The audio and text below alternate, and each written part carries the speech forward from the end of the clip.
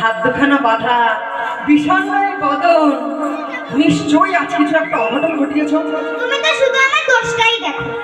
দোষই যদি না থাকবে তাহলে তোমার এমন দুরবস্থা। দেখো দেখি, মা যশোমতী তোমায় এমন ভাবে বেঁধেছে যে এখন আর নড়বাড়িও পায়নি। কি ব্যাপার বলো তো দয়াময়? কি আবার ব্যাপার? ভক্তের ইচ্ছা পূরণ করতে গিয়ে আমার এই দুরবস্থা। ওগো দয়াময়, তোমার লীলা শুধু আমি কেন, ৩৩ কোটি দেবতারও অগোচর। তোমায় একদিন বুঝতে গিয়ে মায়া নদীতে ডুব দিয়ে বহু কাল নারী রূপে অতিবাহিত করে তবেই পূর্বরূপে ফিরে এসেছি।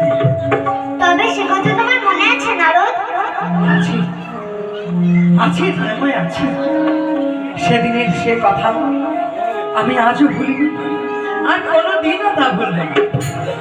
কাজে তোমার তত্ত্ব তোমার শ্রীমুখেই শুনতে চাই।